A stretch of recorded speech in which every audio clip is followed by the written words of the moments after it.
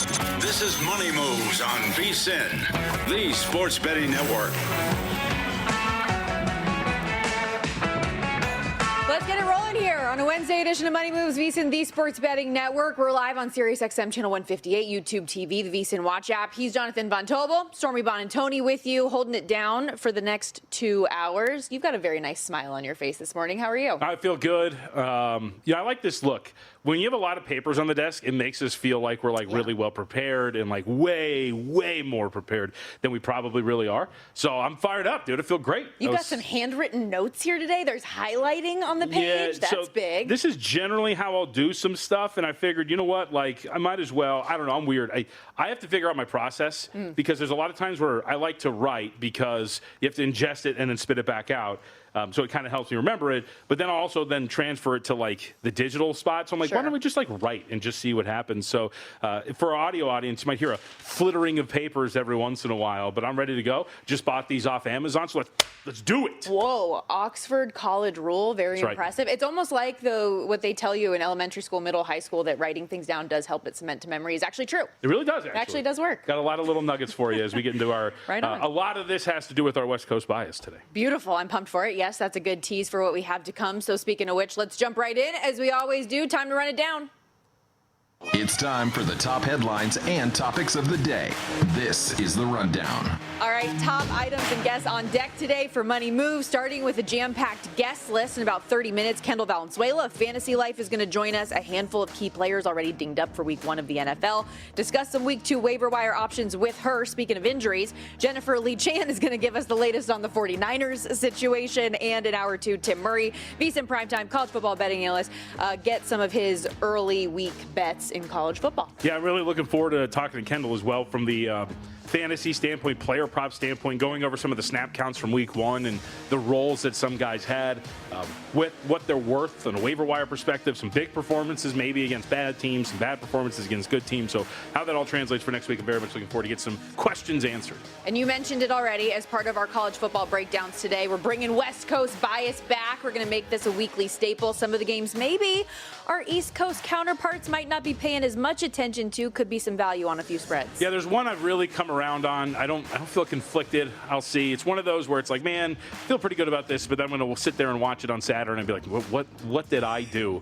But I did get confirmation from Matt Humans about it, so maybe this is going to be something that I will ultimately. I think it's a contest play for sure. I'll put it that way. Okay, beautiful. And also, of course, lots of NFL news and notes to get to throughout. Right as we got off of the air yesterday, there was an Adam Schefter notification on my phone about Jalen Carter that I misread.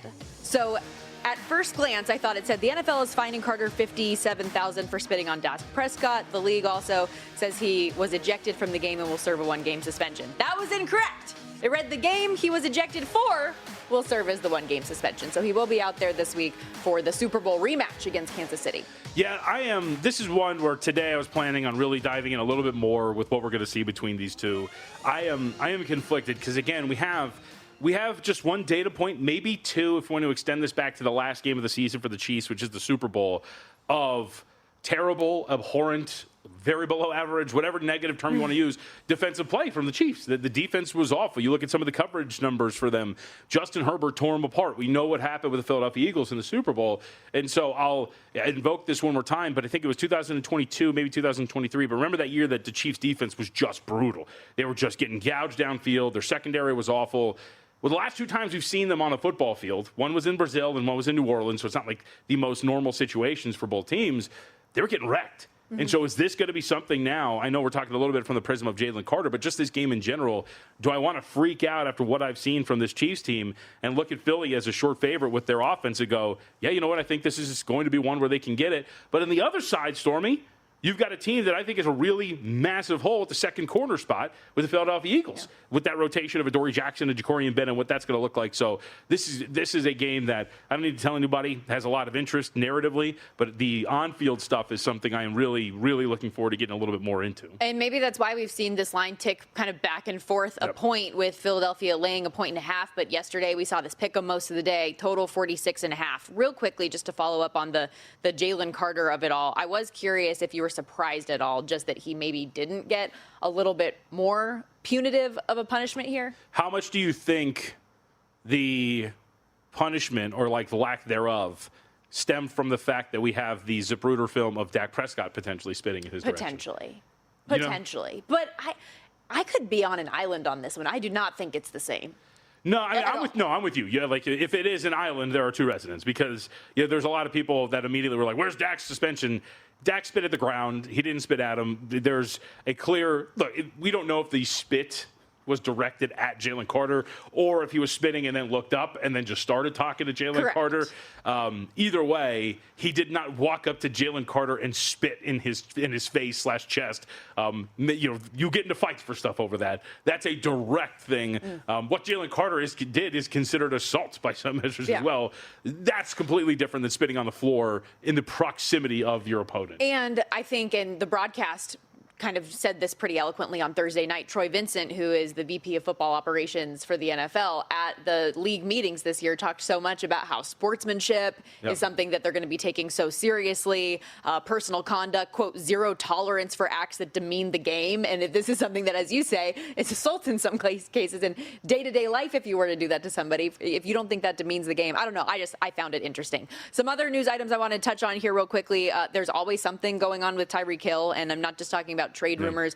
His ex-wife alleged in court filings that he committed domestic violence on 8 different logged occasions, to which his attorney has publicly come out and said it's a shakedown in an attempt to generate bad media coverage. From an on-field perspective, though, just 4 catches, 40 yards in the Week 1 loss to your Colts, coming off one of the worst years of his career statistically as well.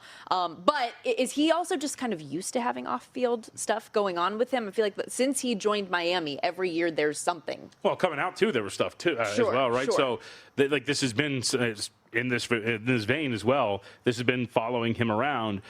This just goes back to what I talked about with this Dolphins team the whole time. We can quantify things. We can go to EPA. We can go to pressure rate. We can do all these sort of things. I'll do the simpleton thing. The vibes are just off, man. This team has just so much of a black cloud around it. When you look at the way Mike McDaniel has been handling things in his press conferences, Tyreek Hill throwing a hissy fit on the sideline during the loss to the Indianapolis Colts, Tua and the way that he's handled himself a couple of times in these press conferences, even the dynamic between Tua, Tyreek, the team, when we had that weird presser during the offseason, which was essentially saying, like, I don't know, man, like this dude's got to re-earn it. I don't know if many of us are really like all about Tyreek, and I'm very much paraphrasing there. There's just so much going on around this team, on top of the 2 injured offensive linemen, the injured cornerback, and just the overall roster construction, which is poor.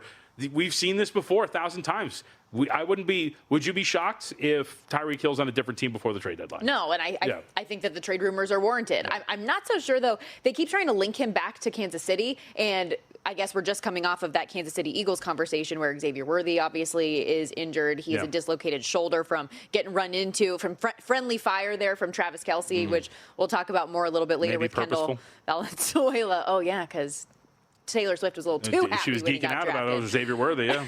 But with that in mind, like I don't know if that was the best exit, considering a lot of the things that Tyreek has said since he left there, that if that would be a landing spot or not. Yeah, I mean, look, desperation changes things. So if you're in desperate need of a wide receiver, then I think you're going to go out and you're going to go try to get him.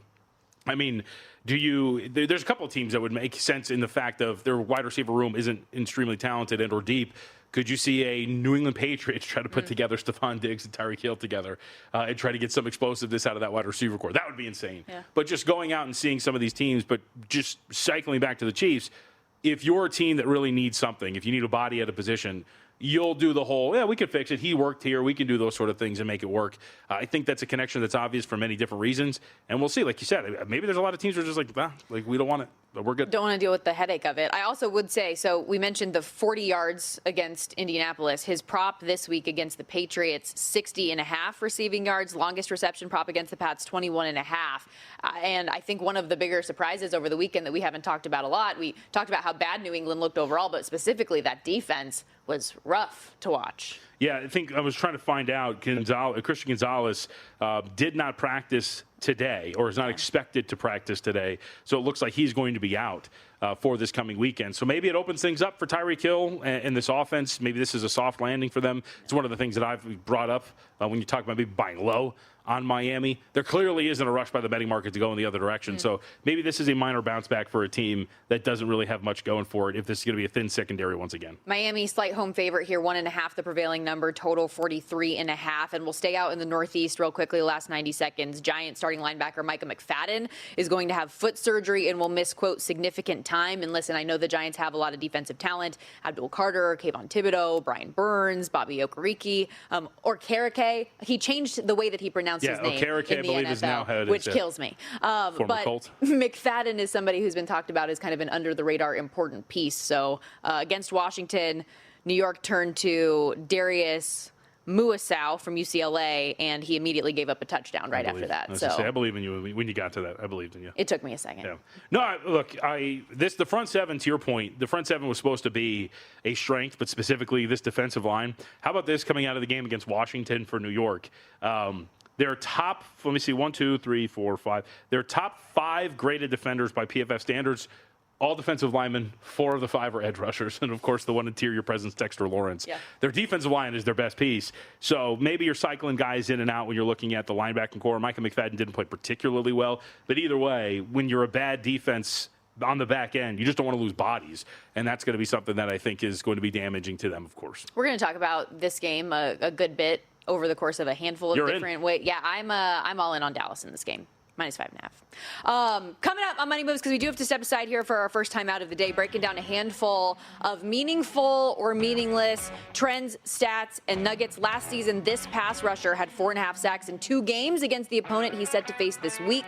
Should we be backing him to pack a sack lunch on Sunday? We'll discuss that and more coming up on Money Moves. What a tease.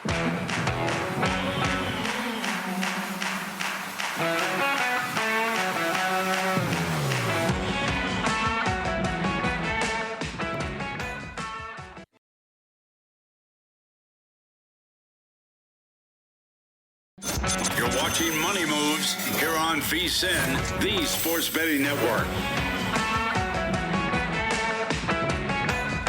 Man, it's such a good feeling to have football back, and with football season being here, time to bet smarter with ProfitX, the betting exchange built to give you better prices, not more juice. Unlike traditional sportsbooks, ProfitX is a true exchange with deep liquidity and two-sided markets. Browse thousands of markets, player props, yes/no touchdown scores, game season futures, golf outrights, and so much more, and jump in with confidence. They've also upgraded their live betting platform where every tick matters, and the book usually takes the biggest cut. On ProfitX, you'll find on average 20% better odds on money lines, spreads, and totals compared to a traditional sports book. That's more value on every ticket. Download ProfitX today and use our code VSIN, that's VSIN, to earn up to $200 in profit cash over your first month. That's promo code VSIN. Bet smarter this season with ProfitX. And we're going to keep the football talk rolling here with meaningful or meaningless. And there are a handful of stats, trends, nuggets, JVT that sometimes you look at these and you're like, okay, that means nothing to me. But there are some that are impactful. So we're going to decipher through the noise here a little bit, starting with Thursday Night Football. Commanders at Packers.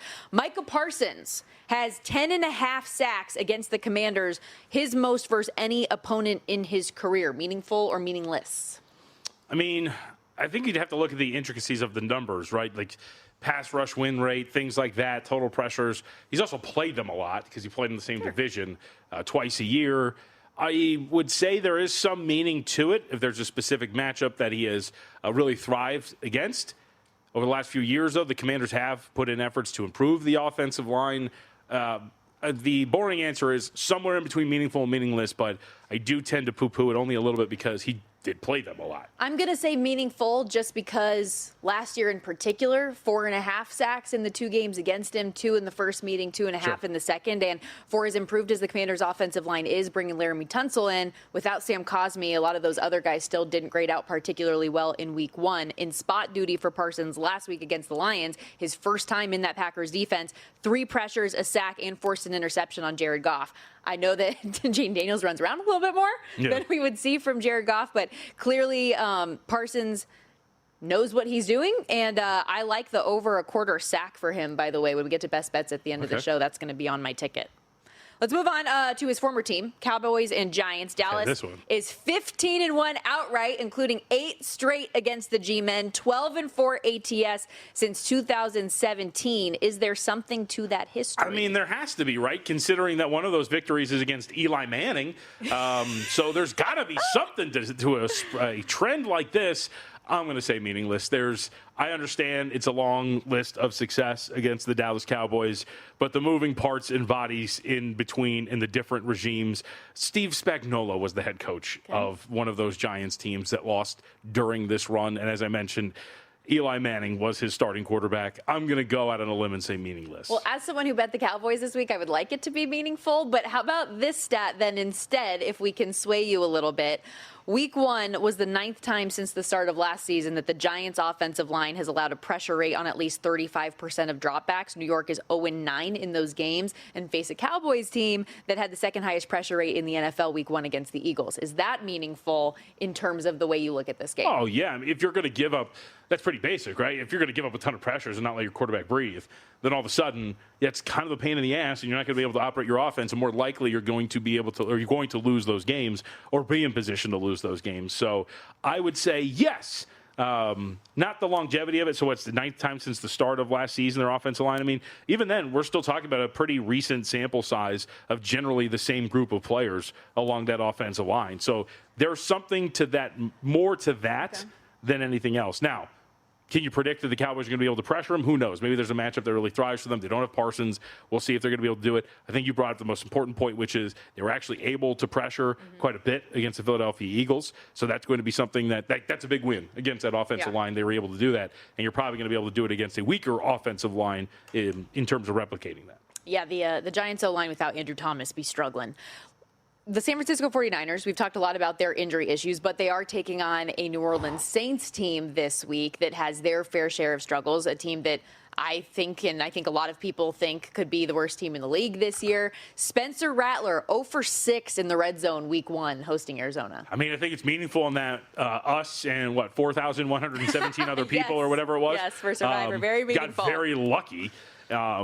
There's a strong argument to be made that the Arizona Cardinals probably should have lost that game against the New Orleans Saints this last week. You see it right there, to have so many red zone opportunities to be turned away, especially at the end where it looked like there was a catch in the end zone, but it was dropped as the guy hit the ground. There were so many different things. That, to me, is more meaningful about, first off, Arizona and what you're looking at for them as a touchdown favorite against Carolina this coming week, but also for New Orleans in that, guess what bad teams can't do? Score in the red zone. And I think New Orleans is just that. Yeah, a friend of mine that works for the team, when I was asking her, for some intel before Week 1, because I was very concerned about our Cardinals pick, she said the first thing was that Spencer Rattler really struggles to finish drives. And that was Exhibit A, what we saw in Week 1. Detroit, meanwhile, has covered 10 straight games following a loss. It is the longest active streak in the NFL. They're laying 5.5 against the Bears this week, total 46.5. Meaningful or meaningless that they are good in a bounce-back spot? What do you think? Completely meaningless. All right. There's no Ben Johnson anymore. Yeah. I mean, that's a difference, isn't it? Bouncing back, game planning, having an offense that's well coordinated. The offensive line is obviously very different. The interior is different. There's so many changes for Detroit going into this year that while that streak obviously dates back to this Dan Campbell regime and what they've been able to do, I do think it would be meaningless in the sense that a lot of the key components have changed for Detroit as they head into this situation now again. And speaking to adjustments week to week, I think we really saw that just mid-game last week, right? The adjustments from the first half to the second half, there was nothing. Sure, the final score even looks better than it should with the garbage time touchdown at the end of this thing. So no adjustments. Will there be adjustments for Carolina? If this stat continues, maybe no. Bryce Young, 1-13 straight up, 4-10 against the number in his career away from Bank of America Stadium. Carolina getting 6.5 points this week. I mean, you have to tell me. So it's like that. I was very disappointed. It's that old bad game or bad sign question with Bryce Young. I feel like concerning, definitely concerning. I mean, it's a growing sample size, obviously, because we saw it again just this last week. But having said that, I mean, going back to what we talked about, home field not really being worth that much anymore. Maybe it's different for some teams. I feel like when we're just talking about 14 games, we're not talking about much. That can turn around. You win 2 straight, and all of a sudden things are starting to look a little bit different. But 1-13 straight up is somewhat worrisome when you're looking at that perspective. So I think there's maybe something to it, but I tend to kind of tamp down expectations when it comes to things that are tied to home road splits in today's NFL, when I don't think being on the road means that much. Week 1, he was 18 of 35, 2 picks and a lost fumble. So it was not the way you wanted to start after all of our thought process about could he pick up where he left off. He seemed to have made pretty tangible improvements the back end of last season. We didn't see that. But then again, you look at this Arizona team that we were just talking about against the Saints. Well, they were knocked back a lot. They did not look great. They scraped by against New Orleans Saints team that we don't think is any good. So 6.5, I think, is probably a pretty fair number, but nah, they're going to cover that game. You think so? Oh yeah. Bryce Young's about to be 2-13 straight up, 5-10 ATS on the road after Sunday. I'm just a little worried about the how bare that wide receiver cupboard is for them right now. It feels like it's T-Mac and that's about it. It does, but I still think there's a little bit more room for upside here going on the road and more friendly. It's not like they were playing in inclement weather, but there was a lightning delay, playing outdoors, being able to play in that scenario, or should be having to play in that scenario versus going into a dome, indoors, playing against an Arizona team that looks susceptible and, again, give up 6 red zone trips to maybe the worst team in the NFL. How about this one for Survivor? Meaningful or meaningless? The Ravens, 46-0 all time in the regular season as a double-digit favorite. Taking on the Browns this week, laying 11.5. So I know for sure that in the survivors that I'm in that does not have a Thanksgiving, the 2 extra weeks like Circa does, I'm fairly certain I'll be shoving all my entries in on the Baltimore Ravens this week. I don't think that there's many, especially if you're in that scenario where you don't have to think about Thanksgiving. And I think that we should strongly consider it as well. Yeah. I think it's one of 4 or 5 legitimate options for you so far this week. And I think there's not that many other usable opportunities for Baltimore outside of just maybe saving them for that game on Thanksgiving against the Cincinnati Bengals. You'll get that. Yeah. You'll get it. Also, as a side note there, for those of you watching, you saw it on the graphic from a spread perspective. The Browns, conversely, 0-4 against the number as double-digit dogs since 2019, 0-2 under Kevin Stefanski. Last one here, Chiefs-Eagles. This will be the 11th Super Bowl rematch the following season. Defending champs, 7-3 straight up. I mean, come on now. This is going to be a beatdown. It's just a fun nugget. I'm with you. Sorry, I didn't realize that was your sarcasm kills me. But this is it's one of those historical things, right? That sure, it has no impact, but it's a fun nugget that you're going to see a lot. I do find it interesting that they're rematching so soon after meeting in the Super Bowl. It's been the Super Bowl 1 week and then right back at it again with each other. So I do wonder how much of that carries over. Yeah. Dolphins have also covered 9 straight meetings with the Pats. Chargers 7-0 ATS in division games since hiring Jim Harbaugh. So fun fact there. We're going to step aside when we come back. Shifting gears to the fantasy perspective a little bit. Kendall Valenzuela of Fantasy Life is going to join us, talk through some of these week 1 injuries and how you can capitalize on the waiver wire. We'll be right back.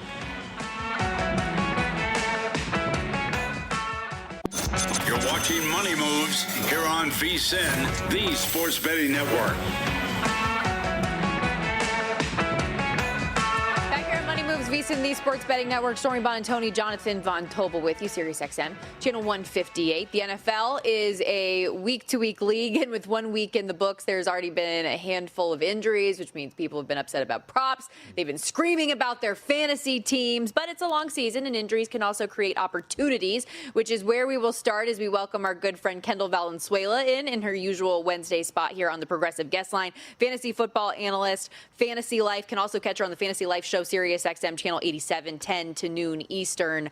And already week 1, Kendall, we are seeing the injury bug strike a handful of teams. And I want to start with the tight end position. George Kittle for the San Francisco 49ers out for at least the next 4 weeks.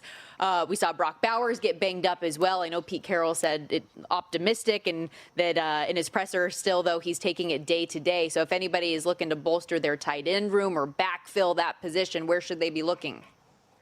Yeah, it's a good week if you need tight end help. Going to be honest, if you need running backs, I'm so sorry. You're probably out of luck. It's a little light for running backs, but this week it's a good week if you need tight ends. Unfortunately, Kittle getting placed on IR, that means minimum 4 weeks for him. And so you have to just wait and hope that he is able to come back after 4 weeks. I really like, in deeper formats, Harold Fannin Jr., someone that we talked about a couple months ago. We had the great Zach Jackson on with us from The Athletic, and he kind of tipped him off to us, said, hey, Harold Fannin is going to get work in this offense. Deontay Johnson, when they released him, it was a sign that he was going to be relevant. So you look at the underlying data that he had 13.6 PPR fantasy points, a 67% route participation, which is great for him as a rookie, and then 29% targets per route run. So he's someone that could come in and be someone better as a long-term answer. If you want someone, that isn't as deep in deep leagues, then you can definitely go to Juwan Johnson for the New Orleans Saints, a really good player there. They gave him $30 million.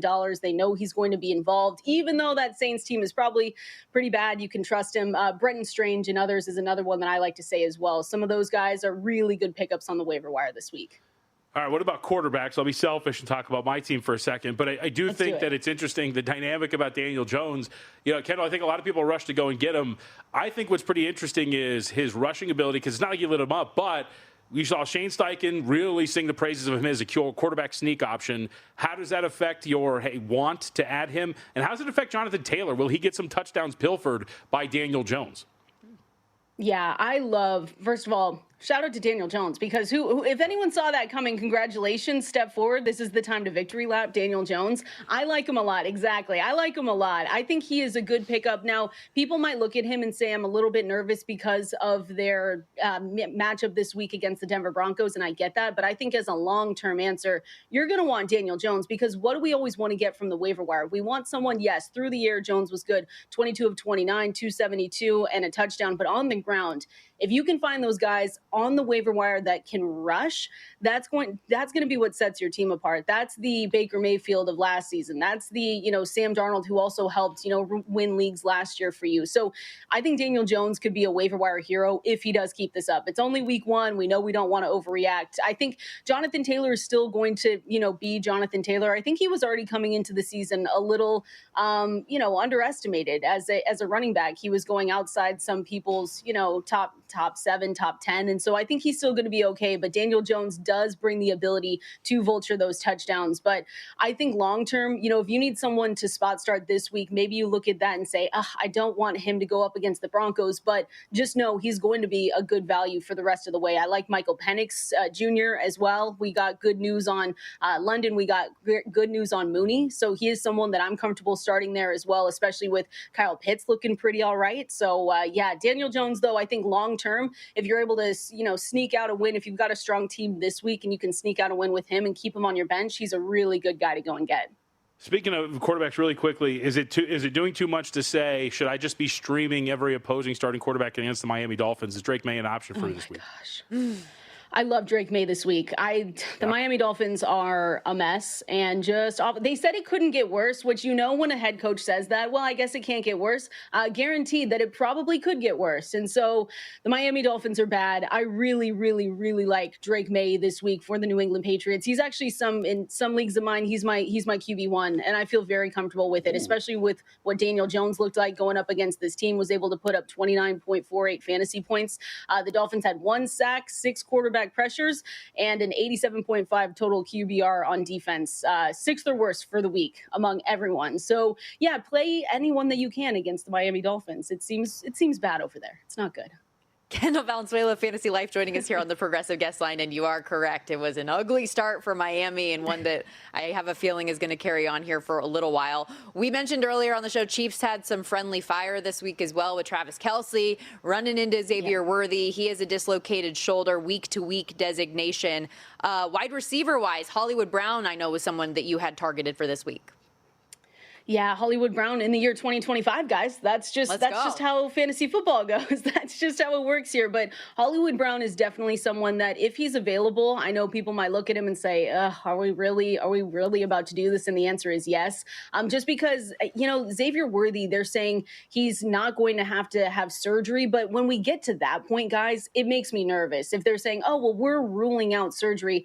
Okay, so what does that mean for him on a week-to-week basis? Like, that's good that he's not going to be out for a a really long extended period of time. But it still makes me a little bit nervous. Hollywood Brown finished on that Friday game going up against the Chargers, coming down with 10 of his 16 targets. 16 targets, by the way, is what we're really circling here, had 99 yards. So they have to throw the ball to someone. It looks like Travis Kelce's still kind of going to be the older veteran Travis Kelce that's not really putting up the exact numbers that we want. So if you're in need of wide receiver help, for sure, Hollywood Brown. And I think on the other side of that game, Quentin Johnston, Keenan Allen are also two other receivers that you can go to if you need help. All right. Excuse me. I wanted to go to the Seattle and Pittsburgh game really quickly to get your thoughts. First off, we saw Aaron Rodgers. Stormy and I were arguing about it yesterday. The 4 touchdowns, the 244 yards, but a lot of low average depth of target, not really explosive, asking his guys to do a lot. Are we attracted now to these Steelers pass catchers? How are we handling what we saw against the Jets?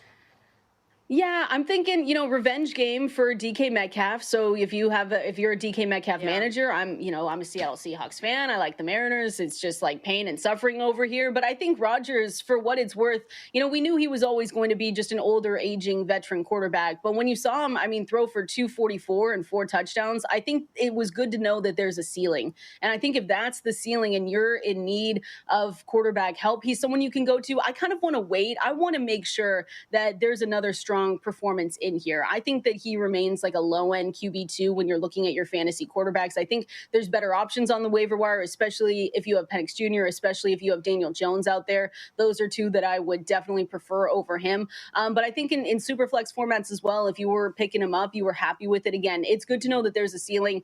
I know people are spending a little bit of money on Calvin Austin, thinking that, he's going to definitely step up and be that wide receiver too. For me, I'm just a little bit cautious. I want to see it again. I want to see and make sure that they're able to do this again. Probably not to that same level with 4 touchdowns. That had to be, I think that was one of the lowest totals on the week last week for NFL games. And then being able to come out and put up that many points is just, it was awesome to see, but I'm just a little bit skeptical. So I'd hold off for a little bit. I am curious, since you say that you're a Seattle Seahawks fan, you obviously watch this team very closely. The surprise level you had that they couldn't walk away with a win this past week, and then as a 3-point dog in Pittsburgh, what do you think of Seattle's chances this weekend?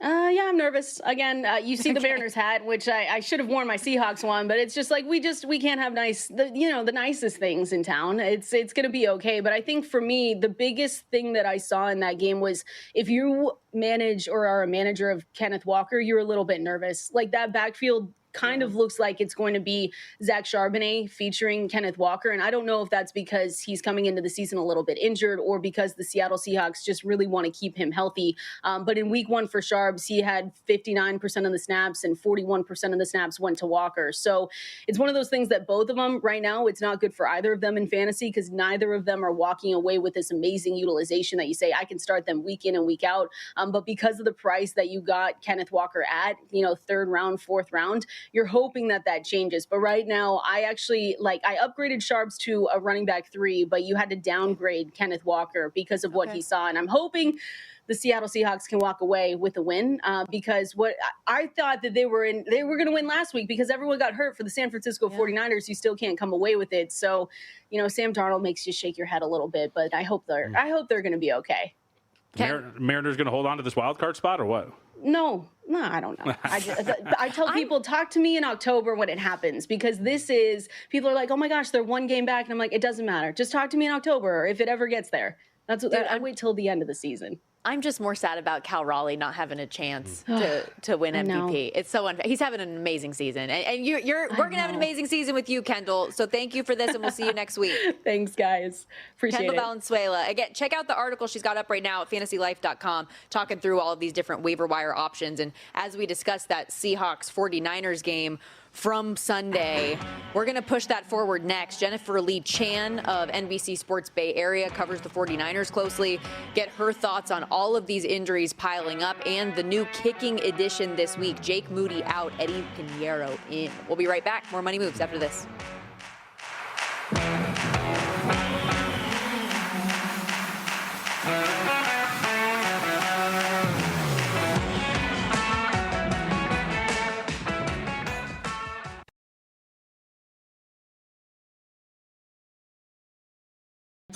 You're watching Money Moves here on VSiN, the Sports Betting Network.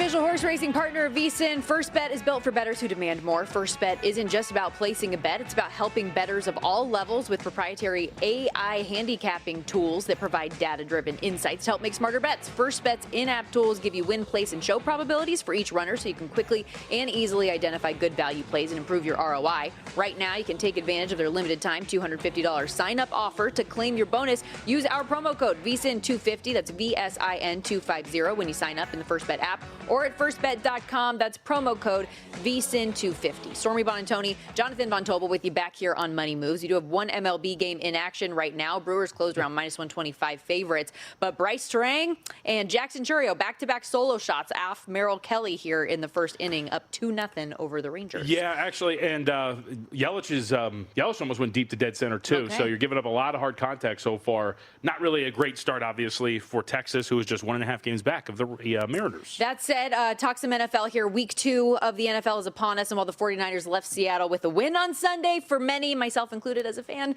didn't feel like it afterwards with all of the injuries piling up. And to help us break it down, Jennifer Lee Chan joins us here on the Progressive Guest Line. 49ers beat reporter, covers the team for NBC Sports Bay Area, also co-host of the 49ers Talk podcast. And boy, Jennifer, have you had a lot to talk about this week. And let's start at the top here with Brock Purdy's status for Sunday in question against New Orleans, dealing with shoulder and toe injuries. What's your understanding so far of what he's dealing with?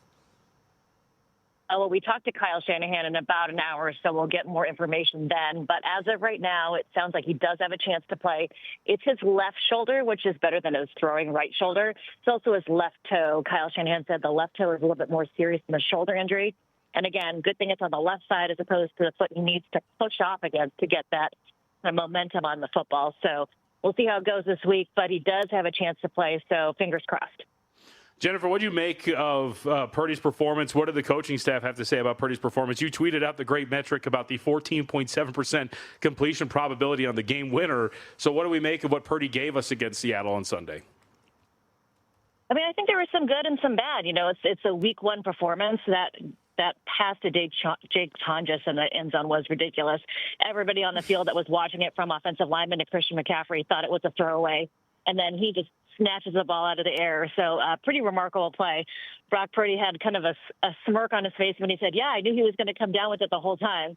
But I think Brock Purdy, had some ups and downs. He, was working on not doing too much, is what he kind of said after the 2024 season, where he kind of forced balls in. He did have 2 interceptions, one not necessarily on him, but he's got to learn to make really good, quick decisions, and that's part of the growing process going into this year. I'm glad you mentioned the Tonjes catch, because especially in a game where your star tight end, George Kittle, goes down, for your third string tight end to go up and get that ball for you that ends up being the game winner is impactful. But to go to George Kittle, considering all of the injuries that are going on with this wide receiver room, now adding Kittle to that list, how impactful is that for this 49ers offense and the way they like to operate? I mean, it makes the 49ers look really smart, and their biggest free agent signing was Luke Farrell, mostly known as being a blocking tight end. But the fact that they've got a couple guys behind George Kittle to pick up the slack is a good thing. But, I mean, their game plan was to have George Kittle really involved, because at wide receiver they're really light. They've got a lot of injuries there. Demarcus Robinson is suspended for 2 more games. So it's a lot on these guys that are left over to try and be a reliable target for Brock Purdy, because right now it seems like Christian McCaffrey is the one target that Brock Purdy really finds he's comfortable with. But I think Luke Farrell has been known to be more blocking, but they've used him in passing situations in practice. And Jake Tonjes, wow, what a hero for that first week game. Well, because you mentioned how comfortable Brock Purdy feels getting the ball to Christian McCaffrey, I think there were a lot of us that were surprised to see just how many touches McCaffrey had. I think it was 31 on the day. Were you surprised to see that, given how important CMC is to have for the duration of the season, to have him get that many touches right away? I mean, we're kind of used to seeing him have that many touches. They had Brian Robinson out on the field for 18 plays. So out of 76 offensive plays, though, that was a lot for the offense. So he wasn't out there for 18. Brian Robinson did well, but he's still learning the offense. He can also be used as a receiver as well. But Christian McCaffrey, and he is the offense. And so to have him out there means a lot. It was just good to see him out there after being limited in the week during practice for a little bit of a calf injury. And that's how that bilateral Achilles tendonitis started last year, was a calf injury on the injury report. Mm-hmm. Jennifer, one of the best defensive performances statistically was this 49ers unit. When you look at what they did defensively, how much weight do you put on Robert Saleh, of course, having that game plan, being back, and about their opponent, maybe Seattle, not so much being effective with their ground game, but what did you just make of the defensive performance overall from San Francisco? I thought it was very much improved. Both Fred Warner and Nick Bosa talked about how important it is for Robert Saleh to be there because, the last couple of years with their defensive coordinators, I think the calls haven't been exactly what they have expected. Fred Warner said it's like his security blanket being back. It's, he knows exactly what Robert Saleh is going to call before he calls it, so they're both on the same page. But for the run defense to be so much better after it not being ideal last year, I think says a lot about where this defense could be, and it's still week one. I think Nick Bosa's performance was pretty spectacular with how he's been. And while he's made some big plays throughout his 49ers career, his NFL career, he hasn't really made that game-winning play, and this really was one. And one of my favorite stories of the week is that he took the football and handed it to his defensive line coach, Chris Kacerek, who's going through some off-the-field personal stuff right now. So it was nice to see him have that really nice long hug with his defensive line coach, guy that's been along with his career the whole time. Yeah, I'm so excited to see what Robert Saleh is bringing to that group and how they can all come together. Was a little bit disappointed, though, in Bryce Huff's performance. Is he someone that, I know the way he ended last year wasn't a bright spot, but people thought he could be a good piece added to this side. What are your expectations for him moving forward? Well, I think they'll only improve. He's just kind of learning again how to rush from the outside like how he did before. They asked him to do different things last year in Philadelphia and then add up to injuries along with that. It didn't turn out to be a great season for him, but I think he'll get better. I think it's just getting accustomed to the way Robert Saleh and Chris Kacerek like to do things. And again, those young guys on the defensive line, those three rookies, no stats on the sheet, but I think they'll get there. I think it just takes a little bit of time. I think it's a little bit of acclimation for all of them. So you're going to talk to Shanahan soon here. How open is he really? Like, what are you actually going to learn from him here in the next couple of minutes? Or is he pretty keeping it tight to the vest, right? Because I've watched a couple of press conferences. He seems nice to you guys, but he also doesn't really say that much. I think he's as honest as he can be. He tries to keep what needs to be secret a secret, like the fact that Marquise Siegel won the starting safety position. He was pretty quiet about that. But as much as he can be, he always jokes that he's like, I'm not a doctor, but this is what they told me. So I think he's as honest as he can be. I mean, I've watched other press conferences with other head coaches, and he seems to be on one of the more honest of the 32. Well, considering how many questions there are about the 49ers, it appears they at least have one answer for now. Jake Moody gets waived from the kicking position. They bring in Eddie Pinheiro.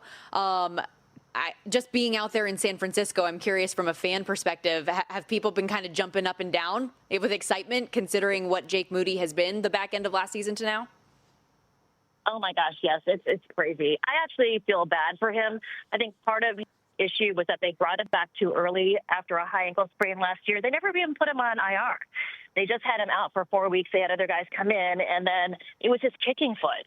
So I would ask him every week, I'm like, how does your foot feel? He's like, I can still feel it. So I think bringing him back early was part of the issue. And then I think they kind of felt bad that they did that. So they kind of gave him every chance he could get this year, and it just didn't work out. Well, Jennifer, we appreciate the time so much. Get into the press conference room. Have a great day, and we'll talk to you soon. I know.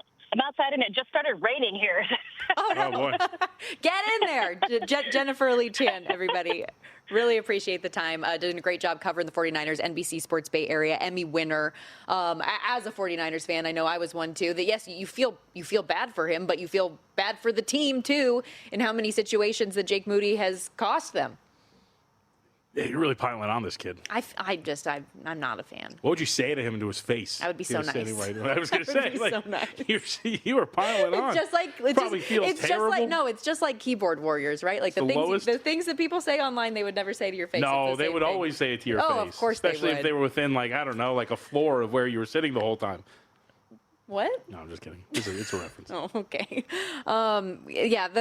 As far as considering all of the injuries that the 49ers do have, though, as far as opponents go, it's probably best case scenario for you this week, right, to have the Saints coming up? Oh, yeah, of course. I mean, we'll see if we're going to learn whether or not that was hey, Saints are going to be more plucky than we expected, or that was just more about the Cardinals. I will say again, out of all of the instances in terms of Survivor and who you look at, this is pretty interesting. You go over those defensive numbers for San Francisco. They were very good against Seattle. And if you're going to be weak on the offensive line, like we mentioned yesterday, and Brock Purdy's going to play, it's not the worst situation to consider when there's not that many opportunities for you on that schedule. Yeah, the spread currently sitting 4.5, total 42.5, and we'll see what Kyle Shanahan ultimately has to say today if we do get an update on Brock Purdy. Appreciate Jennifer's time. We're going to step aside when we come back, resetting hour 2 of the program. Got a little Why Not Wednesday coming up next.